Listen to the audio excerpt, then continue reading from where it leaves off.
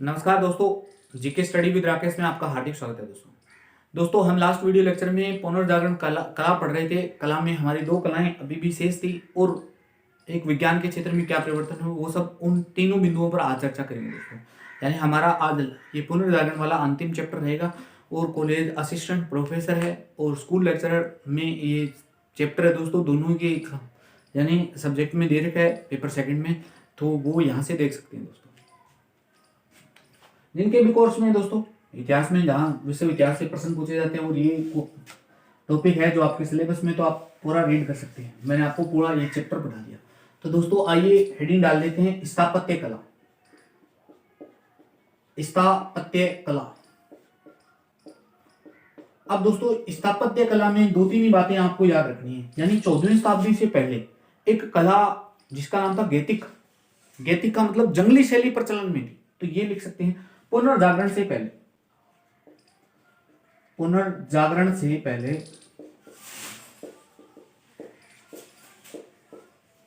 गैथिक यानी जंगली शैली प्रचलन में थी। अब दोस्तों गैथिक शैली की जगह कौन सी शैली ले लेती है, तो इसके बाद में आती है एक शैली, बाद में बैरिक शैली का अस्तित्व में, बाद में बैरिक शैली अस्तित्व में आई। अब बैरिक शैली के बारे में हमें पढ़ना है दोस्तों। बैरिक शैली का आपसे पूछ लेना दोस्तों, जनक किसे कहते हैं, who is the father of बैरिक शैली। तो बैरिक शैली का जनक कहते हैं ब्रुनेलेस्की। ब्रुनेलेस्की। और स्वयं ब्रुनेलेस्की के बारे में दो बातें याद रख लेना दोस्तों। इनको एक तो संज्ञा दी जाती है, एक इन्होंने एक निर्माण करवाया था, वो क्या था दोस्तों। इनको संज्ञा दी जाती है पुनर्जागरण कालीन स्थापत्य का जनक। पुनर्जागरण कालीन स्थापत्य का जनक। पहली बात तो ये ध्यान रख लेना दोस्तों। दूसरा दोस्तों, इन्होंने सेंट ग्रोफेस चर्च में, सेंट ग्रोफेस चर्च में पज्जी चैपल का निर्माण किया था। पज्जी चैपल का निर्माण।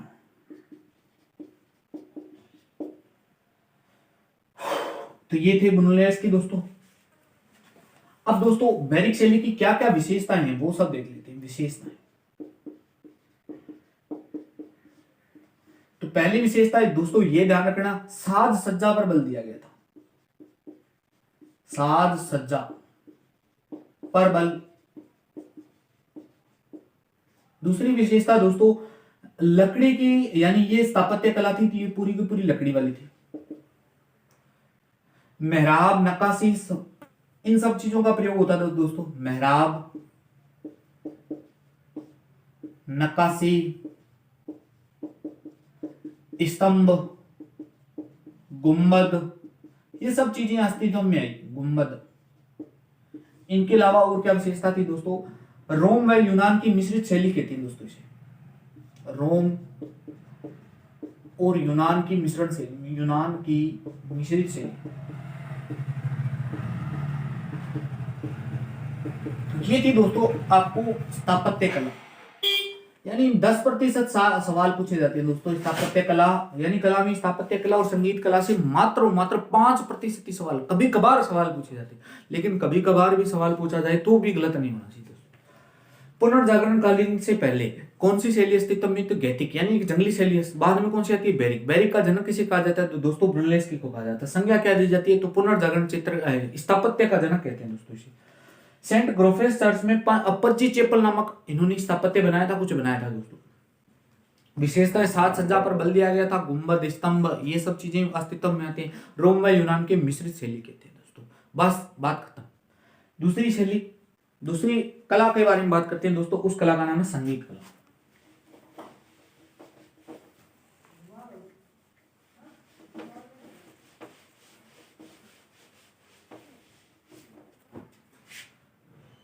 संगीत कला। संगीत कला के बारे में आपसे ध्यान रखना, सबसे कम परिवर्तन हुए। आपसे इस प्रकार प्रश्न पूछे ना कि पुनर्जागरण कालीन के दौरान कला में सबसे ज्यादा परिवर्तन चित्रकला में, सबसे कम परिवर्तन कहाँ हुए थे, तो सबसे कम परिवर्तन यहाँ हुए। सिर्फ कला की बात ही करता हूं। बहुत सारी नवीन शैलियां देखने को मिली थी। ऑर्केस्ट्रा, यानी ये नवीन शैली है। ऑर्केस्ट्रा तो समझते हैं दोस्तों, हार्पसिकॉर्ड, हार्पसिकॉर्ड एक नवीन शैली है दोस्तों, और कुछ नहीं है। ओपेरा, 3 इडियट फिल्म देखी होगी दोस्तों, इंटरवल के दौरान वो दाढ़ी करवाता है कॉलेज प्रोफेसर डीएन साहब महोदय, तो वो उस समय ओपेरा नहीं सुनता क्या, वो ओपेरा था। ओपेरा में सांसारिक विषय होते हैं दोस्तों, और ओरेट्रिया, अपने जिसको भजन कह सकते हैं ना, वो यही है, धार्मिक विषय होंगे। ये सब नवीन शैलियां अस्तित्व में आई दोस्तों, यानी संगीत में कुछ नई शैलियां आती है। नई शैलियां कौन कौन सी है, तो ऑर्केस्ट्रा है, हार्पसिकॉर्ड है, ओपेरा, ओरेट्री है दोस्तों, ये सांसारिक है, ये ओरेट्री है, ये हनी वाली दोस्तों। रिबिक वाद्य यंत्र, रिबिक, इस समय एक वाद्य यंत्र बजाया जाता था रिबिक। रिबिक वाद्य यंत्र के स्थान पर वायलिन का प्रयोग होता है दोस्तों। वायलिन एक मधुर संगीत वाद्य यंत्र है वायलिन, जबकि रिबिक बहुत भद्दा वाद्य यंत्र है, यानी इसका जो आवाज निकलती थी वो भद्दी थी दोस्तों। प्रमुख संगीतज्ञ, प्रमुख संगीतज्ञ, इस समय कौन कौन प्रमुख संगीतज्ञ थे, तो ध्यान रखना मिस्किन दास,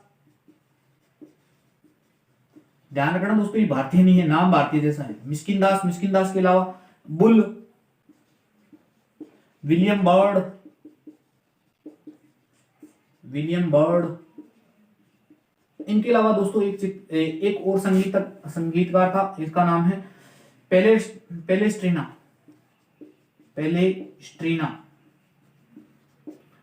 इसकी एक पुस्तक है, उसका ध्यान रखना। इनकी पुस्तक का नाम है Mars of Marseille, Mars of Marseille. ये लो दोस्तों, ये पूरी संगीत कला कंप्लीट हो जाती है दोस्तों। आपसे पूछे कि सबसे कम परिवर्तन किस शैली में हुए, किस कला में हो, तो यहां कौन कौन सी नवीन शैलियां, ऑर्केस्ट्रा, हार्पसिकॉर्ड, ओपेरा और ओरेट्रिया। ओपेरा एक सांसारिक विषय वाली शैली थी दोस्तों, जबकि ओरेट्रिया नवीन धार्मिक शैली वाली, यानी भजन कीर्तन जो आप कहना चाहो वो है। इनके अलावा दोस्तों एक चीज ये ध्यान रख लेना, रिबिक वाद्य यंत्र के स्थान पर वायलिन का प्रयोग होता है। इस समय के प्रमुख संगीतज्ञ कौन कौन से, तो मिस्किन दास है, बुल है, विलियम बर्ड है, और विलियम बर्ड के अलावा पेलेस्ट्रीना है, जिनकी किताब है Mars of Marseille, Mars of Marseille दोस्तों। तो ये था संगीत के कला में क्षेत्र। अब लास्ट चैप्टर बचता है दोस्तों विज्ञान, तो हेडिंग डालिए विज्ञान में क्या क्या परिवर्तन।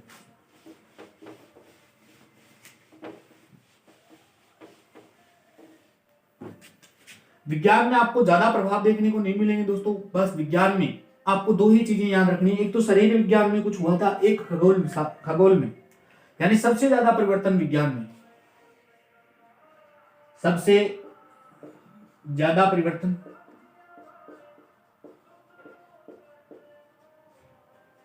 तो खगोल शास्त्र में हुआ था। यानी विज्ञान के क्षेत्र में सबसे ज्यादा परिवर्तन कहां देखने को मिले, तो विज्ञान के क्षेत्र में सबसे ज्यादा परिवर्तन कहां मिलेंगे, तो खगोल शास्त्र में देखने को मिलेंगे दोस्तों। खगोल शास्त्र में बहुत सारे शास्त्रियों का नाम आता है, जैसे टोलमी, टोलमी का नाम आता है दोस्तों। टोलमी ने एक सिद्धांत का प्रतिपादन किया था, जियो जिसे आप यूं कह सकते हैं भूकेंद्रीय सिद्धांत। भूकेंद्रीय सिद्धांत क्या होता है दोस्तों, वो समझा देता हूं, जिसे आप, इसने कल्पना की थी, इसने अपनी बुद्धि के आधार पर यह बताया था कि पृथ्वी केंद्र में स्थित है, ब्रह्मांड के केंद्र में पृथ्वी स्थित है, जबकि बाकी सारे ग्रह इसके चक्कर लगाते हैं, यानी सूर्य भी इसकी परिक्रमा करता है। टोलेमी के सिद्धांत का खंडन किया था दोस्तों कोपरनिक्स ने। कोपरनिक्स ने, यानी इसने जियो केंद्रित सिद्धांत दिया था, जबकि इसने जियो, नाम लिख देता हूं, जियो सेंट्रिक, बस नाम याद रख लेना बस। इसने कौन सा दिया था, हेलियोसेंट्रिक। हेलियोसेंट्रिक। हेलियोसेंट्रिक का मतलब, हेलियो सूरज को कहते हैं ग्रीक भाषा में, सेंट्रिक का मतलब केंद्र। इसने ये बताया कि ब्रह्मांड के केंद्र में, यानी ब्रह्मांड के केंद्र में सूर्य है, बाकी ग्रह सब इसकी परिक्रमा लगाते हैं, यानी पृथ्वी तो इसकी स्वयं परिक्रमा लगाती है। इसने ये बताया था। इस कोपरनिकस का समर्थन किसने किया? तो दोस्तों बहुत लोगों ने समर्थन किया था। पहला समर्थन किया था ब्रूनो ने। ब्रूनो क्या था? तो एक पादरी था दोस्तों, ब्रूनो एक पादरी था। इसने समर्थन कर दिया, इसलिए इसको जिंदा जला दिया, क्योंकि इस समय तक टोलमी, अरस्तु जो भी बातें कर रहे थे वो सब धर्म को आधार मानते हुए कर रहे थे दोस्तों। कोपरनिकस ने पूरी की पूरी धर्मशास्त्रों का खंडन कर दिया, यानी इसने जो सिद्धांत दिया, हालांकि ये व्याख्या पूरी तरीके से नहीं कर पाएंगे, अपने सिद्धांत को निष्कर्ष तक नहीं पहुंचाएंगे। निष्कर्ष तक कौन लेकर जाएगा दोस्तों? तो ध्यान रखना, यानी सत्यापन नहीं करवा पाएंगे, निष्कर्ष तक लेकर जाएगा गैलीलियो गैलीली, क्योंकि उसने दूरबीन का आविष्कार करवाया, दूरबीन का आविष्कार किया, आविष्कार के माध्यम से वो देख पाया था। यानी इसने वो चीजें तो सब कुछ बता दी, लेकिन अपने आप बातों को स्थापित नहीं कर पाया। लेकिन इसकी बातों से धर्म, जितने भी पादरी, चर्च वगैरह, उनका सबका खंडन हुआ। अब खंडन हुआ तो पूरे जगत में यूरोप आग में जल गया दोस्तों। अब जिन जिन लोगों ने कोपरनिकस का समर्थन किया, उन लोगों को बहुत विरोध झेलना पड़ा था। आगे हम गैलीलियो भी पढ़ेंगे, तो गैलीलियो ने भी अपनी एक बात को वापस ले लिया था पोप के दबाव के चलते। लियो 10 था इस समय शायद पोप। तो टोलमी हो गया दोस्तों, ब्रूनो हो गया। उसके बाद में कौन कौन से खगोल शास्त्री दोस्तों? केपलर। केपलर के अलावा और कौन हुआ दोस्तों? केपलर की पुस्तक का नाम है, ये भी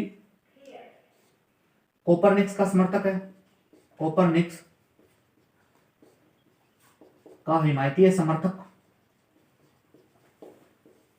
इसकी पुस्तक है, इसकी पुस्तक का नाम क्या है दोस्तों? तो इसने कॉस्मोग्राफी लिखी थी, कॉस्मोग्राफी। अब दोस्तों रोड पे स्पीकर वगैरह चल रहे हैं, तो इस पे मेरे पास में कोई इलाज तो है नहीं। ग्रहों की गति के 3 नियम दिए थे, ग्रहों की गति के 3 नियम दिए इसने कॉस्मोग्राफी में। इनके अलावा, केपलर के अलावा दोस्तों, गैलीलियो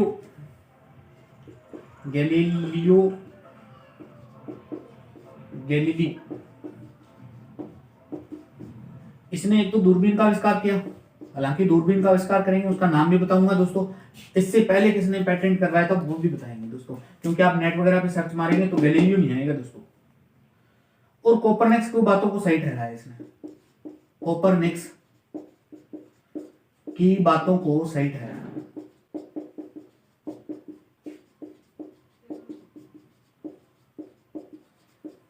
ये ध्यान रख लेना दोस्तों।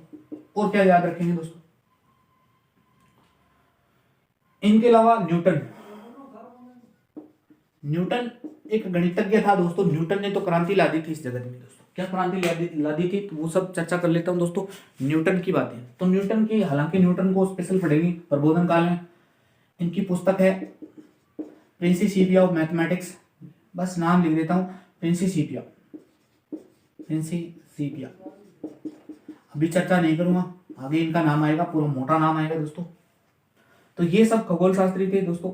इनके अलावा और भी बहुत है, 2 और नाम याद रख लेना। मर्केटर, इसने पहली बार दुनिया को एटलस बनाया।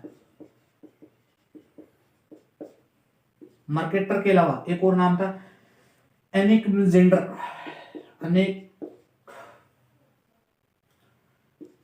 कैज़िमेंडर। इस महोदय ने विश्व का पहला मानचित्र यही बनाया था, दुनिया का पहला मानचित्र।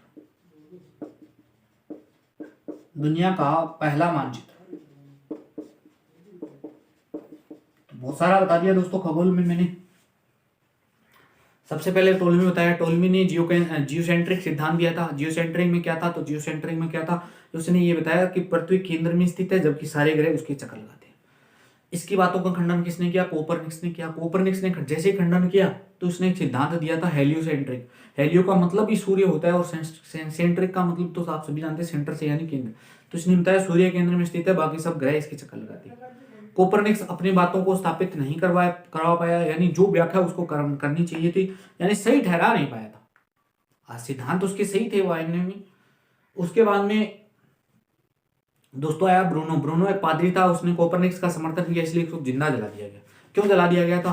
क्योंकि यूरोप में अब तक ये मान्यता थी दोस्तों, यूरोप में यानी बाइबल में, या तो यूं कह सकते हैं कि बाइबल में लिखा था या बाइबल की गलत व्याख्याओं में ये बताया गया था कि सूर्य, यानी ये टोलमी वगैरह थे, ये सब धर्म की बातें करते थे, धर्म के अलावा कुछ नहीं बोले। और इनकी बातों को, यानी टोलमी की बातों को यूरोप जगत में मान्यता थी दोस्तों। तो अब इनका खिलाफ होने का मतलब सीधा सीधा धर्म से खिलाफ थे। इसके बाद में कौन आया था दोस्तों? इसके बाद में है गैलीलियो। गैलीलियो ने दूरबीन का आविष्कार किया और वैज्ञानिक क्रांति शुरू हुई।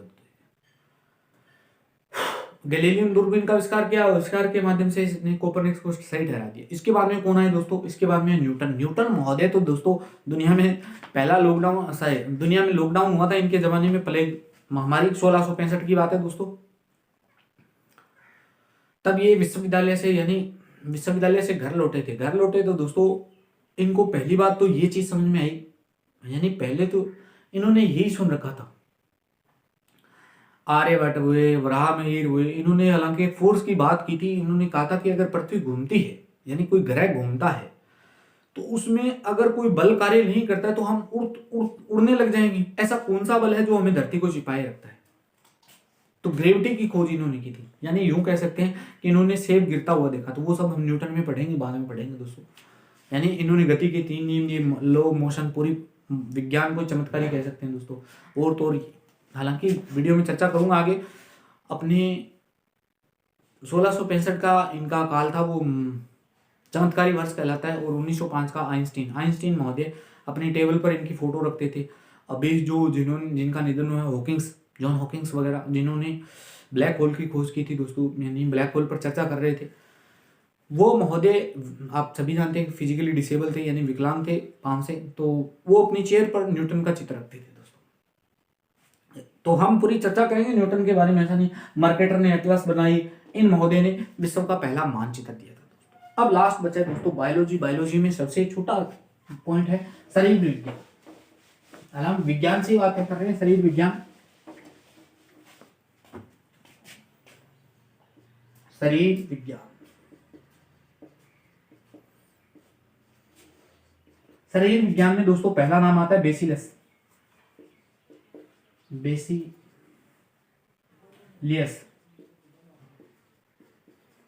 बेसिलियस के बारे में दोस्तों सभी ने पढ़ रखा होगा, कॉमन। मानव शरीर की बनावट का विश्लेषण किया। मानव शरीर की बनावट का विश्लेषण।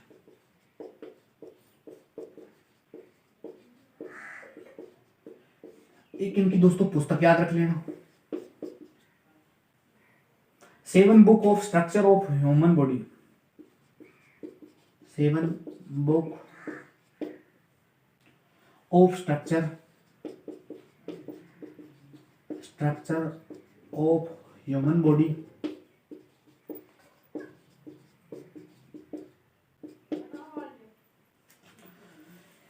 इसके बाद में विलियम हार्वे महोदय ने दोस्तों रक्त परिसंचरण की संकल्पना की थी। रक्त परिसंचरण तंत्र का प्रतिपादन। रक्त परिसंचरण तंत्र का प्रतिपादन।